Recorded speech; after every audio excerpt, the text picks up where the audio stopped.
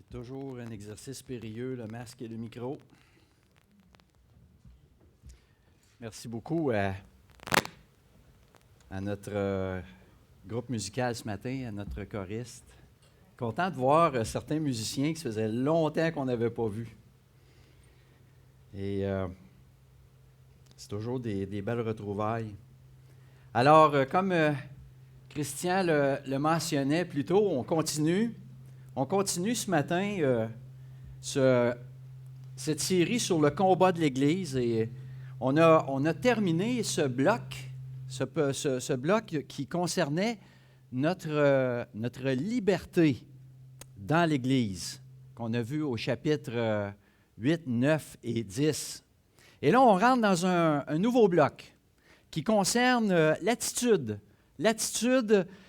des croyants pendant le culte. Le chapitre 11 comporte deux sujets qu'on va regarder le premier ce matin. Et on dit souvent à la blague dans les églises qui entreprennent une série sur le premier livre de Corinthiens que souvent les séries s'arrêtent au chapitre 10. Hein? La première partie du chapitre 11 est parfois trop sensible dans certains milieux pour aborder le sujet de front comme Paul le fait. Et pour d'autres milieux, on estime que le sujet est non pertinent, tout simplement. Alors, regardons notre texte ce matin. Alors, au chapitre 11, on va commencer au verset 2. Je vous loue de ce que vous vous souvenez de moi à tous égards et de ce que vous retenez mes instructions telles que je vous les ai données. Je veux cependant que vous sachiez que Christ est le chef de tout homme, que l'homme est le chef de la femme et que Dieu est le chef de Christ. Tout homme qui prie ou prophétise la tête couverte déshonore son chef. Toute femme, au contraire, qui prie ou qui prophétise la tête non voilée déshonore son chef. C'est comme si elle était rasée. Car si une femme non voilée n'est pas voilée, qu'elle se coupe aussi les cheveux. Or, s'il est honteux pour une femme d'avoir les cheveux coupés ou d'être rasée, qu'elle se voile. L'homme ne doit pas se couvrir la tête, puisqu'il est l'image et la gloire de Dieu, tandis que la femme est la gloire de l'homme. En effet, l'homme n'a pas été tiré de la femme, mais la femme a été tirée de l'homme. Verset 9. Et l'homme n'a pas été créé à cause de la femme, mais la femme a été créée à cause de l'homme. C'est pourquoi la femme, à cause des anges, doit avoir sur la tête une marque de l'autorité dont elle dépend. Toutefois, dans le Seigneur, la femme n'est point sans l'homme, ni l'homme sans la femme. Car, de même que la femme a été tirée de l'homme, de même l'homme existe par la femme. Et tout vient de Dieu. Jugez-en vous-même. Est-il convenable qu'une femme prie Dieu sans être voilée? La nature elle-même ne vous enseigne-t-elle pas que c'est une honte pour l'homme de porter de longs cheveux, mais que c'est une gloire pour la femme d'en porter, parce que la chevelure lui a été donnée comme voile? Si quelqu'un se plaît à contester, nous n'avons pas cette habitude non plus que les églises de Dieu. Prions. Seigneur, parle-nous ce matin à travers ces écrits qui, malgré le temps, ont un impact important dans nos cœurs, à ceux qui l'entendent. Donne-nous de voir, de regarder ce texte avec tes yeux et une compréhension, Seigneur, qui dépasse les limites de l'intelligence humaine, Seigneur, par ton Saint-Esprit. C'est en Jésus que nous te prions. Amen. Alors, je suis convaincu que plusieurs des dames qui nous écoutent retiennent leur souffle en ce moment. Hein, qu'est-ce qui va nous sortir, lui, un matin? Il me semble que ça va assez mal de même avec la pandémie qui s'étire. Hein, rajoutez-en pas. Mais tout de suite, je veux vous rassurer, vous pouvez respirer. Okay? Je n'irai pas vraiment où vous pensez, du moins pas dans la mesure que vous pouvez imaginer. Les anciens de l'Assemblée chrétienne de Cap-de-la-Madeleine ont statué. Ils ont pris position sur le sujet du voile et de la prière. Et ce n'est pas l'intention des anciens de reviser cette position-là en 2021. Oui, les sujets du port du voile et de prophétiser pour les dames sont certainement les sujets qui sautent aux yeux à première vue dans notre texte. Des sujets qui ont fait couler beaucoup d'encre au fil des siècles chez les croyants, chez les responsables d'Église, et ont fait couler beaucoup de larmes par les divisions que le sujet a causées dans les Églises. C'est un sujet qui soulève assez facilement les passions, parce que ça vient jouer dans notre liberté individuelle, dans ma façon personnelle de m'identifier en public, en famille d'Église. En plus qu'il est donné, il est dicté par un homme, par des hommes. Et si vous êtes dans un contexte culturel de société où la femme milite pour des droits et libertés individuelles, des fois, ça ne passe pas facilement. Et j'en conviens. Autant un sujet aussi accessoire qu'un bout de tissu peut mettre le feu aux poudres, autant le sujet de sa signification est d'une importance sans pareille. Et là, je dis important parce que le texte est plus pertinent que jamais dans le contexte actuel que nous vivons. Et deuxièmement, parce que Dieu il a voulu le texte ainsi pour nous donner des repères dans la confusion, le brouillard que nous vivons actuellement. On va donc ce matin cibler des éléments ou une dimension du texte qui sont parfois éclipsés, je dirais, par l'élément vedette ou l'élément qui est tristement célèbre. Et c'est comme on dit, on est parfois tellement proche de l'arbre, on ne voit plus la forêt. Rappelez-vous que cette lettre aux Corinthiens est une réponse est une réaction à des nouvelles que Paul a reçues de la part de l'entourage de Chloé, qui est à Corinthe, au chapitre 1, verset 11. On ne connaît pas les mots ou la façon dont le problème lui a été exposé. Mais dans sa réponse, Paul utilise toujours une approche assez classique. Il veut d'abord faire comprendre aux frères et aux sœurs des connaissances de base, des prémices sur lesquelles il va déposer sa réponse. Paul a compris que les croyants à Corinthe n'ont pas saisi certaines vérités de base qui sont nécessaires à la mise en place d'une solution. Et il profite de l'occasion pour mettre le fondement. Du moins, leur rappeler ces choses qu'il leur avait peut-être, sûrement, déjà enseignées. Vous savez, ça arrive qu'il faut répéter. S'il y a des parents ici, vous comprenez ce que je veux dire. Parce que Paul parle à des enfants, des bébés spirituels. Comme il dit au chapitre 3, verset 1, il s'adresse à des enfants, des petits bébés, nipinos en grec, des petits enfants qui sont encore au lait maternel, au lait spirituel. Alors voici mes 3 points en ce qui concerne notre texte ce matin. On va parler d'identité, on va parler de position et on va parler de cœur. Identité, position et cœur. Mon premier point, une question d'identité. Comme je le mentionnais, le sujet du voile attire notre attention puisqu'il est mentionné 5 fois sur 16 versets. Cependant, les mots « homme » et « femme » sont mentionnés 14 et 16 fois respectivement, sur 16 versets. À chaque verset, c'est là. Paul identifie clairement 2 groupes, 2 types de croyants dans ce passage. Il parle de l'homme et de la femme. Son texte est très genré. Il n'y a pas d'ambiguïté dans les mots que Paul utilise en grec. Andras et tilikos. Pour le mâle signifie le type mâle et femelle. Il n'est pas dans le ho-anthropos, qui peut signifier le genre humain en général.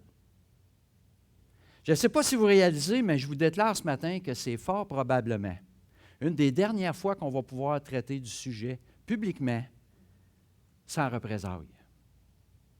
Ces vérités de la parole de Dieu qui ont traversé les siècles connaissent aujourd'hui une attaque de front sans précédent. la dualité de notre noyau familial, les villages, les villes, les nations qui sont formées par cette dualité, sont maintenant enrobés de toutes sortes de faux raisonnements qui font leur chemin dans les coulisses de nos écoles, nos universités, de la politique, de nos législateurs, qui sont actuellement en train de cuisiner des projets de loi qui visent, avant longtemps, l'abolition de cette identité des deux genres, hommes et femmes. Soyons pas surpris un jour si on nous demande de réimprimer nos Bibles avec le mot « humain » partout, ou un autre mot qu'ils vont avoir inventé. Hein? Des Bibles non genrées. Ça s'en vient. Notre société vit actuellement une crise identitaire sans pareil. Et de plus en plus, nous, et pas seulement nous, les chrétiens ou l'Église, mais tous ceux qui vont prôner encore cette identité à deux genres vont être accusés de mégenrisme. Il y a une thérapeute qui récemment témoignait ceci. Elle est en pratique de clinique depuis plus de 30 ans auprès de familles, des enfants et des adolescents. Et elle fait le constat suivant. Elle est inquiète d'entendre des hauts dirigeants d'institutions d'ordre professionnel adopter un discours qui est en train de redéfinir les principes de base de Biologie 101. Et ça, sans opposition apparente du milieu scientifique visé. C'est comme un mutisme par crainte de représailles, de se faire pointer du doigt, de passer pour rétrograde, de Moyen Âge, de refuser l'évolution des choses. Évidemment, quand tu as milité en faveur de l'évolution toute ta carrière, comment tu peux t'opposer à un tel argument? Tu viens de te faire prendre à ton propre jeu. Paul dit les choses comme elles le sont, selon l'ordre créationnel, selon ce que Dieu dit et comment il a, par la puissance de sa parole, formé les choses au commencement. Et on connaît bien ce texte. Genèse 1, versets 27 et 28. Dieu créa l'homme à son image. Il le créa à l'image de Dieu. Il créa l'homme et la femme. Dieu les bénit et Dieu leur dit, soyez féconds, multipliez et remplissez la terre. Oui, Paul a raison. La nature nous parle. On comprend que pour être fécond, ça prend 2 porteurs d'une demi-cellule, une plomberie différente pour effectuer le transfert, et on obtient la reproduction d'une espèce. Ça fait 6000 ans que ça fonctionne comme ça. Puis aux dernières nouvelles, les agriculteurs qui gèrent les troupeaux, ils n'ont pas signalé de changement. Mais il y a encore des mâles et des femelles. Mais là, tout d'un coup, des exceptions apparaissent. Les médias et la télévision en parlent tellement qu'on a l'impression que c'est plus de la moitié de la population qui est en transformation, à quelque part entre les deux. Et le plus extraordinaire est qu'on ne parle pas de mutation physique nécessairement. On parle de sentiments et d'émotions qui viennent embrouiller ou changer la perception de son identité. Voilà ce qui arrive. C'est un peu comme quand on procède progressivement à un nivelage. Tu sais, on dit du nivelage vers le bas, mais là, c'est plus du nivelage vers l'exception. Hein? On le fait par motif de compassion, parce qu'on a du respect pour l'autre. On veut l'égalité de la personne. Je ne veux pas isoler personne pour qu'il se sente à part ou différent. Je veux à tout prix l'intégrer dans mon groupe au point d'ignorer la différence. Je vais réorganiser mon milieu, mon langage, mes règles pour accueillir la différence comme si elle n'existait plus. L'ironie est que même dans une démarche scientifique sérieuse et rigoureuse, on ne fait même pas ça. Pour arriver à une conclusion, quand on travaille en statistique pour faire des énoncés finaux, on analyse un phénomène, on recueille des données pour ses calculs. Mais vous savez ce qui arrive? On ignore les données qui sont exceptionnelles. Vous voyez, comme sur le graphique, lorsqu'on recueille des données, on met des petits points sur un graphique. Je sais, ça peut rappeler des souvenirs de l'école, là, pour certains qui est lointain, mais on va mettre des points sur un graphique. selon l'axe des coordonnées x, y. Et puis là, à un moment donné, on va avoir une donnée qui est complètement en dehors. Scientifiquement, on ignore celle-ci parce qu'elle va fausser. Hein? Elle va émettre un constat final ou un résultat qui n'est pas réel, qui sera faussé. On ne nie pas la présence d'une exception, mais ils peuvent pas servir comme facteur pour redéfinir mon langage et mon milieu. Paul expose clairement dans son texte qu'il y a hommes et femmes. Et jusque-là, pas de surprise pour les Corinthiens. Mais bientôt, dans ce monde-ci, ça ne passera plus. Paul aurait pu plier, adopter un discours non genré, puis là dire, écoutez là, boys and girls, les gars et les filles, c'est la dernière fois que je le dis. Arrêtez de faire des chicanes de distinction entre vous. Hein? On est tous des êtres humains civilisés, évolués, intelligents. Et comme j'ai dit, puisqu'il n'y a ni grec, ni juif, alors là, il n'y a ni homme, ni femme. Et de ce fait, pas de voile pour personne. Tirez de l'œil. Le sujet est clos. Mais Paul risquait d'engendrer deux problèmes. Il savait ça. Le premier, qui est peut-être moins grave, c'est que la chicane aurait continué dans l'Église parce que les femmes d'origine juive de l'Église ne voulaient pas passer pour des ex-païennes qui se prostituaient dans les temples. Il y avait là un problème d'identité culturelle devant les hommes. Et le plus grave problème que Paul aurait pu engendrer comme ça, c'est que les femmes auraient eu l'occasion de s'enquérir, s'approprier une part de l'autorité des hommes. Donc là, il y a un problème d'identité positionnelle devant Dieu. Ce qui m'amène à mon deuxième point. Identité positionnelle. C'est une question de position et Paul voulait rendre ça clair. Il profite de l'occasion pour exposer les positions respectives de l'homme et de la femme devant Dieu selon l'ordre créationnel. Et là, je vous invite à regarder les versets qui traitent spécifiquement de cela en filtrant. On va filtrer la notion du voile pour ne pas être distrait par l'objet du sujet. Alors, regardons les versets qui parlent de cette position. L'homme n'a pas été tiré de la femme a été tirée de l'homme. L'homme n'a pas été créé à cause de la femme, mais la femme a été créée à cause de l'homme. L'homme est à l'image et la gloire de Dieu, tandis que la femme est à la gloire de l'homme. Jusqu'à là, Paul, là, les Juifs qui sont à Corinthe connaissent très bien ce que Paul veut dire. Ils savent très bien ce qui est écrit dans la loi, dans le texte de la Genèse. Et voilà où Paul va s'asseoir. Dieu est le chef de Christ. Christ est le chef de tout homme et l'homme est le chef de la femme. Verset 3. Paul s'appuie sur des vérités de la parole pour énoncer des positions. Il va même aussi loin que de mêler les anges à ça. À cause des anges, les femmes doivent avoir la tête, doivent porter sur la tête une marque de l'autorité dont elles dépendent. Paul dit, même les anges nous observent. Et eux, ces anges qui ont été témoins de la création, ils s'attendent logiquement à constater cette caractéristique de la création parmi le peuple de Dieu. C'est tout à fait logique.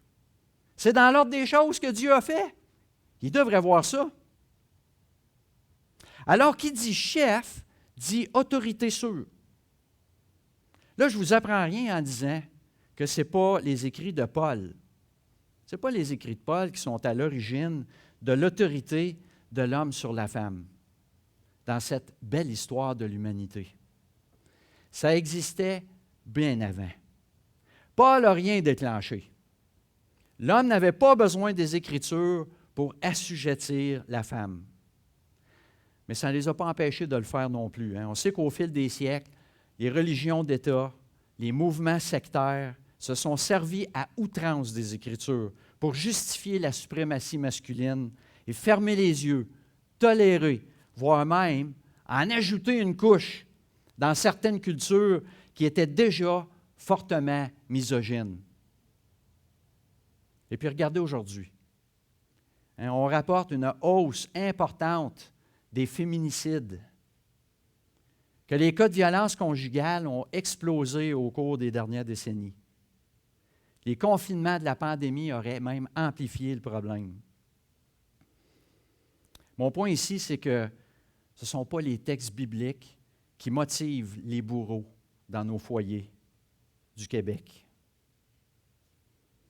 Et voilà, je vous dirais, la cerise sur le Sunday. Vous savez pourquoi on dit ça, la cerise du Sunday? Hein? C'est la cerise du dimanche. Toutefois, Paul dit, ça c'est le mot hein, qui vient accrocher. Toutefois, dans le Seigneur, la femme n'est point sans l'homme, ni l'homme sans la femme, au verset 11. Car de même que la femme a été tirée de l'homme, de même l'homme existe par la femme. Et cela vient de Dieu. Paul passe par-dessus les barrières sociales des genres, du célibat, du mariage, sans toutefois éliminer nos positions respectives. Comme croyants, nous sommes dans le Seigneur. Et de ce fait, c'est comme si en tout temps, homme vivait comme s'il y a femme, et femme vivait comme s'il y a homme. À cause de Christ qui est parmi nous, à cause de Christ qui est en nous, dans le Seigneur. Eh bien, si vous écoutez ceci aujourd'hui, que vous soyez homme ou femme ce matin, ou même si au moment présent, vous considérez être autre, ou que vous n'en êtes pas certain, et je suis sérieux là, sachez que Dieu s'adresse à quiconque. Quiconque. Jean, verset 3,16, hein, Dieu a tant aimé le monde hein, qu'il a donné son Fils unique, afin que quiconque croit en lui et qu'il ait la vie éternelle, ne périsse point, mais qu'il ait la vie éternelle. L'apôtre Jean écrit dans sa première lettre, chapitre 5, verset 12, hein, celui qui a le Fils a la vie, celui qui n'a pas le Fils de Dieu n'a pas la vie. L'apôtre Paul écrit aux croyants qui sont à Rome, tous ont péché.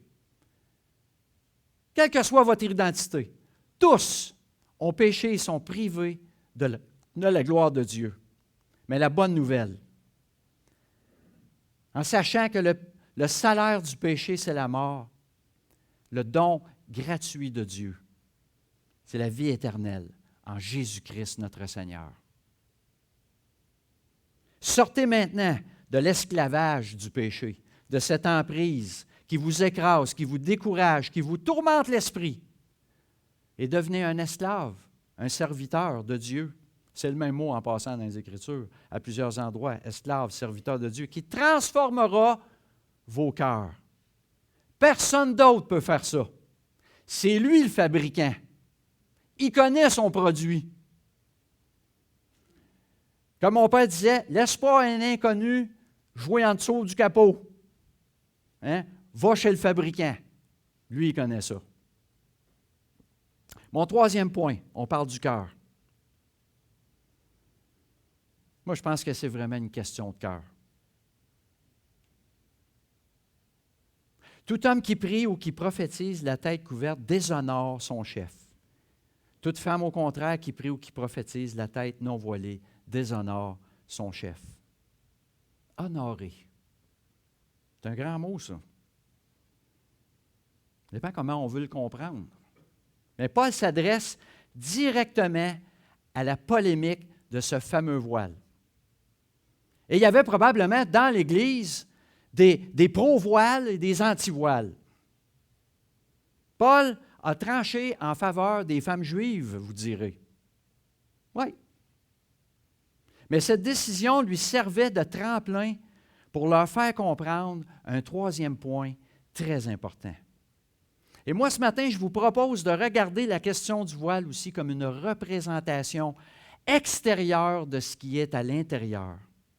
Vous savez, malgré toute l'importance, ou je dirais plutôt la sensibilité que l'on donne à ce sujet, est parfois surexagérée. On ne dit pas que le voile est sans importance, loin de là, mais que l'objet fait ombrage à sa signification. C'est comme, on tombe tous dans le piège, hein? C'est comme les éléments qu'on prend lors du repas du Seigneur, hein? Le pain et le fruit de la vigne.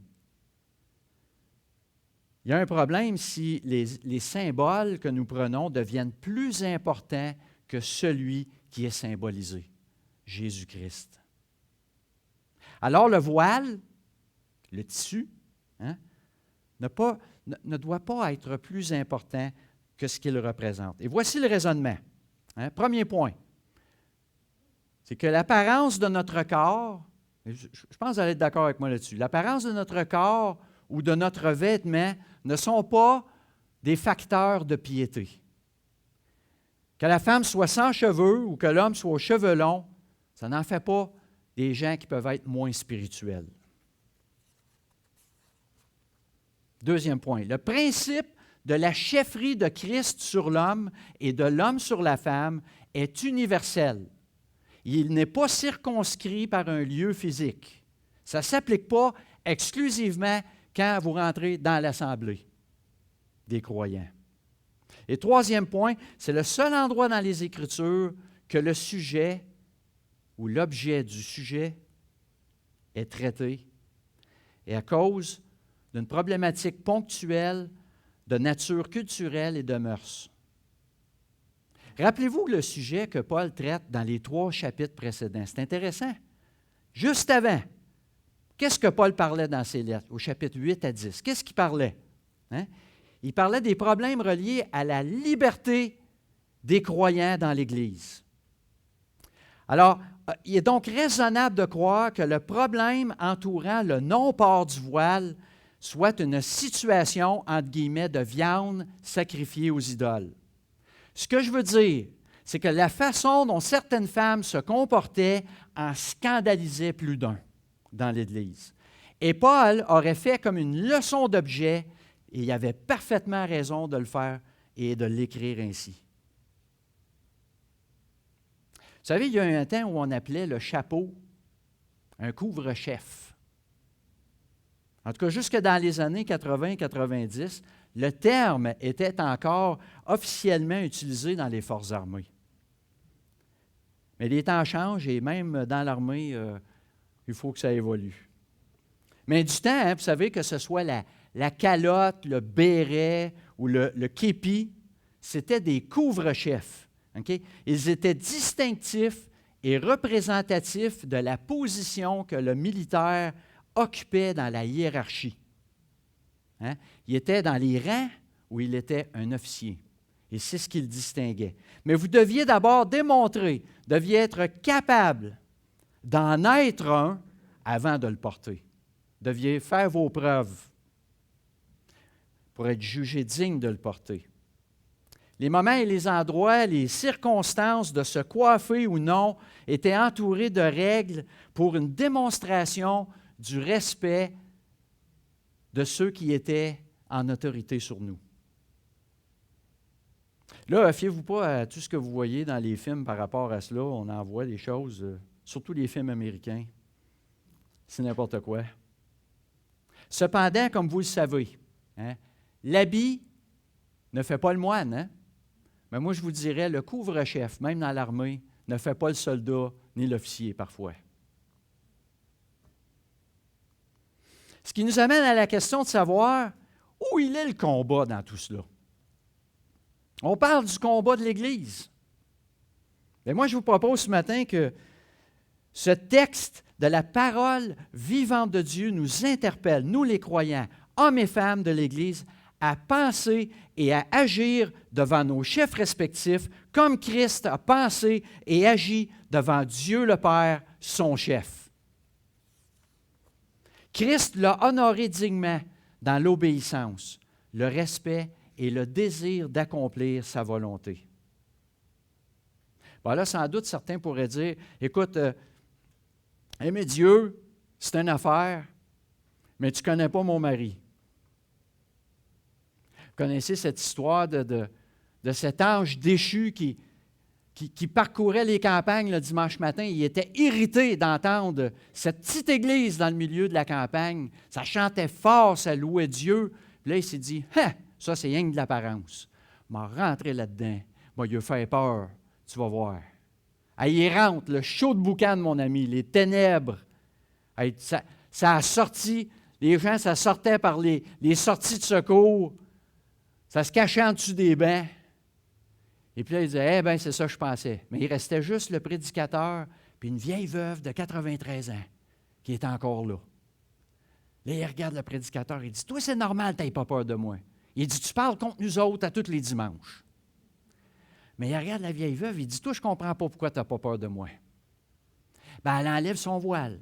Elle dit, tu ne me reconnais pas? Elle dit, j'ai été mariée à ton frère pendant 65 ans.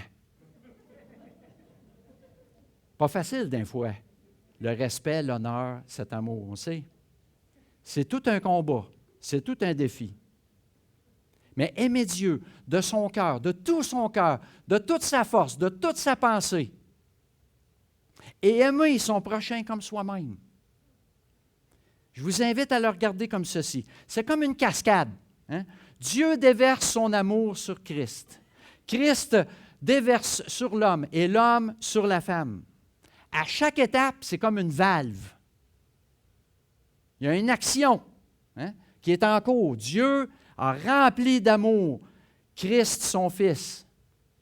Et par la suite, Christ, lui, nous a tout donné. Il a même donné sa vie. Dieu donne tout à la femme. Et là, il y a une réaction. La femme redonne à l'homme. L'homme redonne à Christ. Mais s'il y a une valve qui fait défaut, le reste du système, il va s'appauvrir. Il y a des tuyaux qui vont manquer de pression. L'obéissance, le respect, l'amour, ça va manquer. Ça va être à la goutte. Ça va sécher. Messieurs, mesdames, est-ce que votre valve fait défaut? Puis je me parle à moi aussi, là. Je demanderai à Marlène, la valve fait défaut. De temps en temps. Souvent. Je sais, il y en a qui boudent ici. Là. Il y en a qui disent, moi, je suis un bon boudeur. Moi, je suis meilleur. Heureusement, il y a une valve qui ne fait jamais défaut. Christ. Hommes, femmes, aimez-vous votre chef? Êtes-vous soumis à votre chef à la manière de Christ? Hommes, les hommes, on a un chef qui aime inconditionnellement, riche en bonté, lent à la colère, qui a donné sa vie pour nous. Femmes, pouvez-vous en dire autant de vos chefs? C'est tout un combat, la soumission. Puis quand on parle ici de soumission, on ne parle pas de submission. C'est la soumission et non pas la subition. Je dis ça parce que les femmes, plus souvent qu'autrement, ont subi une chefferie mal en point. Mais en revanche, il y a aussi des hommes et des femmes qui sont rebelles à leur chefferie respective. Donc, Paul exhorte les Corinthiens d'en juger eux-mêmes de la situation. Et on pourrait dire que c'est assez facile de juger de la situation d'un tel qui devrait enlever sa calotte ou qui a les cheveux trop longs, ou d'une telle que sa couleur des cheveux n'est pas correcte pantoute, ou qu'elle devrait les attacher, etc. Vous comprenez que je parle ici au sens figuré. Juger des choses. Mais lançons-nous le défi. Lançons-nous le défi d'évaluer notre propre situation. Prions Dieu de sonder nos cœurs et de nous donner cette humilité et la capacité d'honorer nos chefs comme Christ a honoré Dieu. Et les anges en seront témoins de cela aussi. Ils témoignent de cela aussi. Prions. Seigneur, on parle du combat, et c'est un combat de chaque jour, comme nous l'avons souvent dit. Notre marche auprès de toi est tellement difficile parfois.